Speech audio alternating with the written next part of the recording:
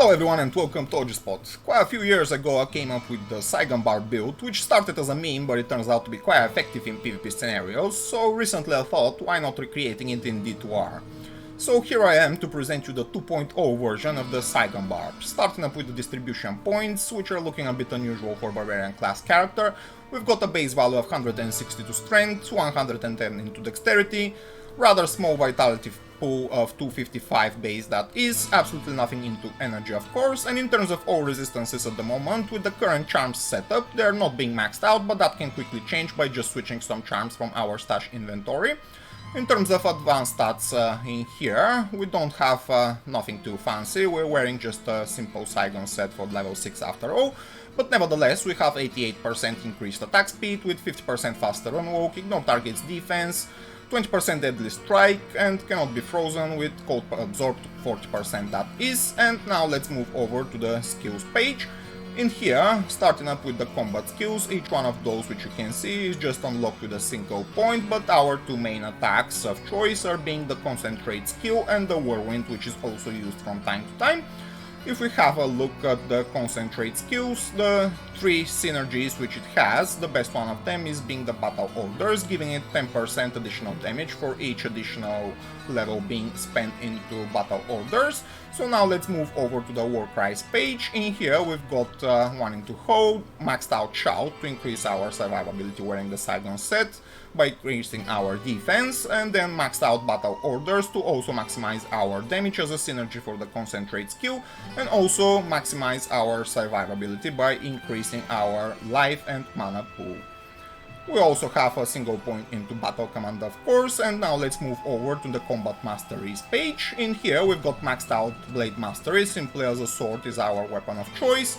If you take a look at that, this one gives 148% damage increase, 232% attack rating increase, and a 30% chance of critical strike, which again we also have a 20% of deadly strike, which is almost identical. So we have a rather good chance to do double damage on successful attack that is, and then we also have one into increased stamina with one into increased speed. Maxed out iron skin of course to maximize our defense with the Sigon set, as you can see, giving us 270% extra defense coming from the iron skin, and then the rest of the skill points are being dumped into natural resistance, again for the same reason, to maximize our survivability with this setup. Now, let's have a look over the inventory and the charms more specifically. So with the current setup, my ones are not that good, I'd say they're rather trash, but what you want to target is charms with a lot of maximum damage, attack rating and life, as many of them as you can gather. In terms of charm switch, you can have some mastery killers with life, for example, some war crisis killers, some movement speed charms with attack rating and maximum damage, or the majority of your charms can be like all resistances and life, or specific resistance and life. So in terms of weapon, of course the weapon of choice is Grief, made into the Face Blade base to maximize our attack speed. This is giving us the best attack speed possible in terms of weapon base. So the Grief itself, made into a Face Blade, means it's rather light, only requiring 25 to strength, but rather high amount of dexterity, which is 136 of course. So pretty solid weapon, I'd say probably the best in slot for many of the meta characters within the game. And now let's move over to the jewelry, starting up with the amulet, and the amulet of choice is going to be the Cat's Eye, giving us 30% faster on walk, which is absolutely necessary to be able to run down your enemies in Bloodmoor. Also giving us 20% increased attack speed, and 100 to defense, 100 to defense versus missiles, and 25 to dexterity, which is a rather high chunk. And if we move over to the rings, we're using two Ravenfrost rings, again giving us pretty solid amounts of dexterity and attack rating on each, decent amount of added cold damage, and small amount of mana, with the Cannot Be Frozen perk, as well as 20% cold absorb on each. So both of these combined giving us a solid amount of dexterity and attack rating, and couple that with the amulet, we're boosting our dexterity pretty solid. So let's move over to the Sigon set now, which in D2R you have the option to upgrade your set. So what we have here is a fully upgraded Sigon set, which is pretty hefty in terms of strength requirement. So starting up with the helm itself, it's being socked with a duo for minus 15% requirements and lightning resist 16 just to lower down the strength requirement as much as possible. So at the moment, as a fully upgraded Spirit helm, it offers 147 to defense, requires level 71 and 164 to strength after being socked with the duo. So the green option coming from the helm is pretty solid, I'd say, 704 to attack rating based on character level, and of course this can be further multiplied by your skills, masteries and etc. So pretty solid option coming from the helmet itself. The helmet also comes with 32 mana, and that's it pretty much, so nothing too fancy. In terms of full set completion bonuses, it gives us 24 to maximum fire damage, 10% life stolen per hit, 100 to defense, 22 mana, fire resist 12, damage reduced by 7, and attacker takes damage of 12 for the fully completed Sigon set.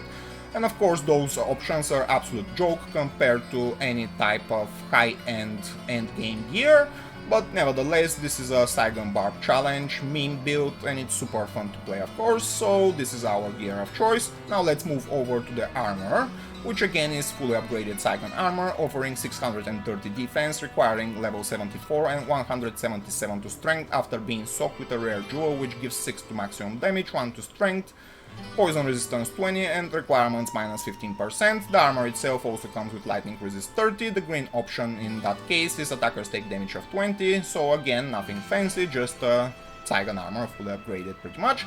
Now let's move over to the boots, same thing over here, fully upgraded Sigon boots requiring level 77, rather high amount of strength, 208, offering us 71 to defense, 20% faster than walk, cold resist 40, and the green option in that case is 52 better magic chance and 52 attack rating, which again can be further multiplied by your masteries and etc.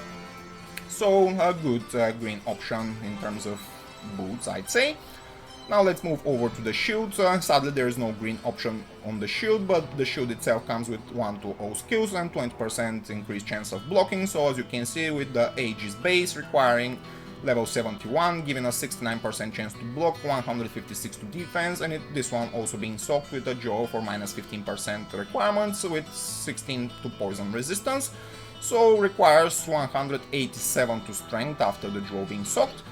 And now let's move over to the last piece of the puzzle, which is gonna be the gloves. The Sigon gloves being fully upgraded to Ogre gauntlets, requiring level 76 and 185 to strength, offering us 65 to defense, and the best perk of all is the green option, which is 30% increased attack speed, which is the maximum which you can have on gloves.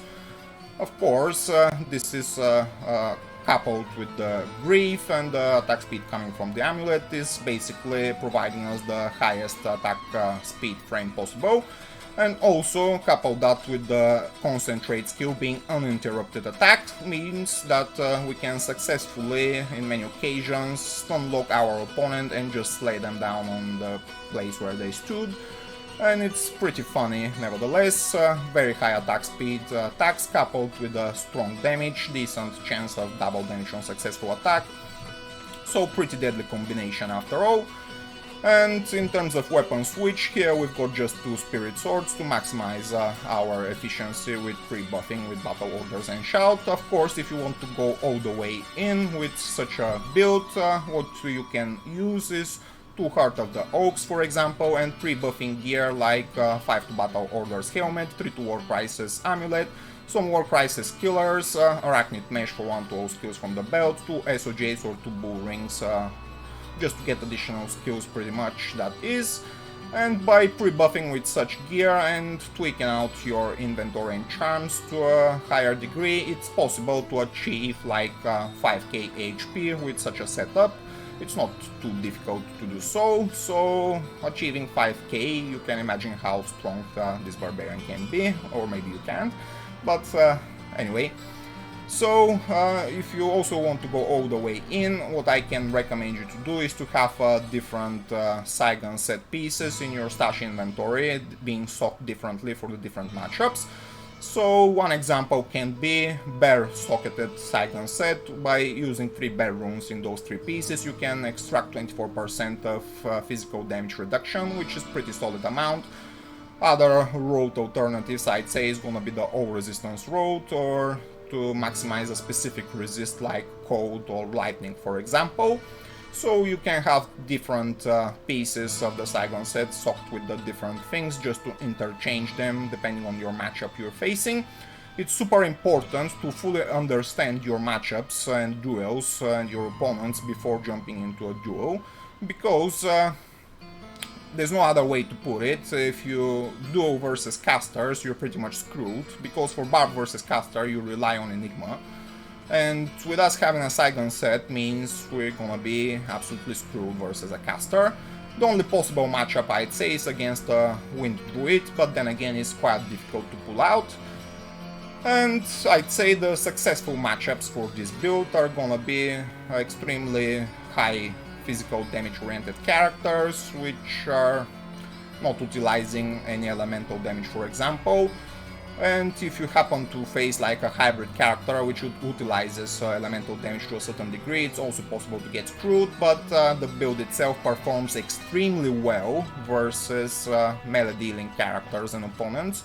So as I've already said, it's quite important to fully understand your matchups before you jump into those duels, but once you do, it's actually a pretty effective build and it's super fun to play. It's rather comical to have a lot of witnesses out there in Bloodmoor, and for some fully decked out character to get popped by a Sigon Barb, it's super demoralizing, and the build is super effective in what it does. Basically it lowers down the morale of your enemy by simply the fact that he gets popped by a Sigon Barb.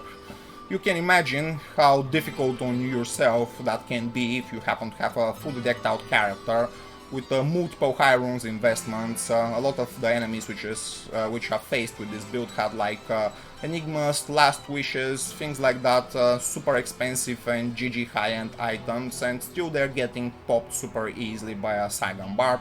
So this is super fun, and the more witnesses they are, the funnier it gets. Everybody starts laughing, but meanwhile they're also afraid to not be the next victim of the Sigon Barb.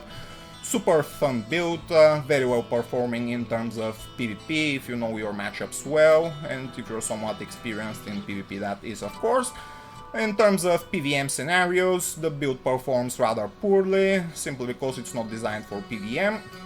It's a PvP meme build, basically, there's no other way to put it. And maybe in terms of content you can do some travical runs, but not much more than that, maybe some Pindle runs, and let's just quickly go to Frigid Highland to rather give you an idea how the build performs. So after quickly pre-buffing ourselves, at the moment our defense is close to 12k mark, but whenever we start swinging with the concentrate skill, our defense goes up to over 14k, which means for enemies having lower amount than 14k attack rating, it's gonna be rather difficult to hit us. Also coupling that with our 75% chance to block, which is the maximum amount you can have, means that we are rather hard to hit and hard to kill. And of course, for the super high-end PvP builds out there, they have much more than 14k attack rating, and every single well-designed Barb, for example, have much more than that, and the Paladins as well, also the Amazons. But unless the characters that are facing you are not fully aware of what's going on and they're not properly prepared for the matchup, they can lose in a very comical manner. So another thing which you can do is to use Demon Lymph just to enchant yourself before the match. This is to maximize your attack rating even further.